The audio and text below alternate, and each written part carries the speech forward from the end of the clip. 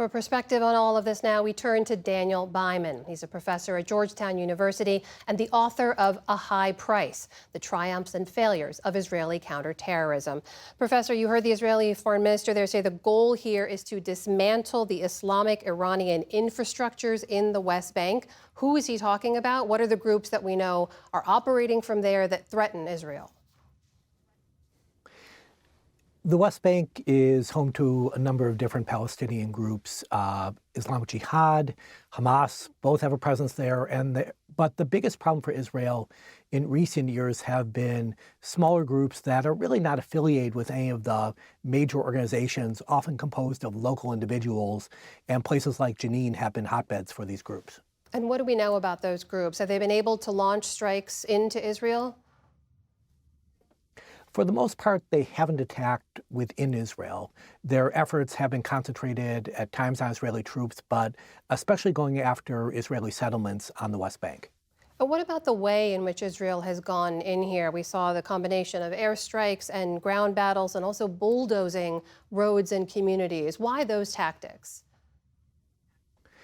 So Israel in the past has relied primarily on the Palestinian Authority, the government, or I should say the de facto government in the West Bank that has run it in conjunction with Israel.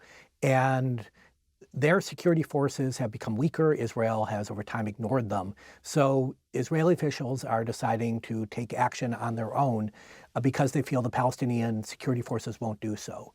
To do that, though, these groups are often deep in the West Bank. They're in neighborhoods that are certainly hostile to Israel. And Israeli forces are afraid of improvised explosive devices. They're afraid of snipers.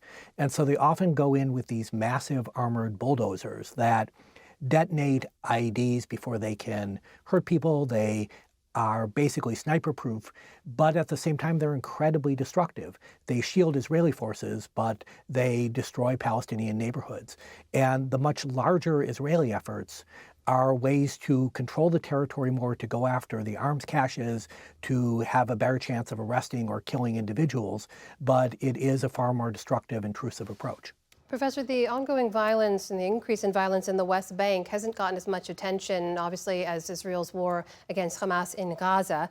But when you pull back, it's worth reminding folks the West Bank has been under Israeli military occupation for decades. It's home to some 500,000 Israeli settlers and settlements largely deemed illegal or illegitimate by the international community. How does all of that factor into this increase in violence we've seen recently there?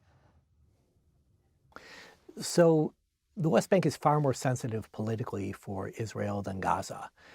When Israel left Gaza in 2005, it was something that there were only a few small Israeli settlements there. It was controversial, but at the time, it was nothing like the controversy in the West Bank. And the Israeli settlement numbers have grown. Their political power has grown. You have members of the current government that are actively arming the settlers or otherwise supporting them. And the settlers themselves have been responsible for a lot of violence on Palestinian communities, at times pushing them out of their land, at times simply harassing them. So the dynamics are quite different than they are in Gaza. In just about the minute and a half I have left, this is now essentially a third front for Israel here. The war in Gaza continues. We know they're trading fire with Hezbollah forces across their northern border. Can Israeli forces sustain a fight on all three fronts? So the violence in the West Bank is far less in terms of the requirements for Israeli forces than what was needed in Gaza in the past. And since the Israeli operations in Gaza, while still considerable, are not comparable to their peak 6 months ago, Israel does have some spare capacity. Also, a lot of what has been used in the West Bank has been police forces, often, obviously, paramilitary forces. So the West Bank requirements are real, but they're not overwhelming. On the other hand, if there were a conflict with Hezbollah in Lebanon, that would be far more demanding than any of these conflicts, and that it would be very difficult for Israel to sustain conflicts in the West Bank, and especially Gaza, at the same time.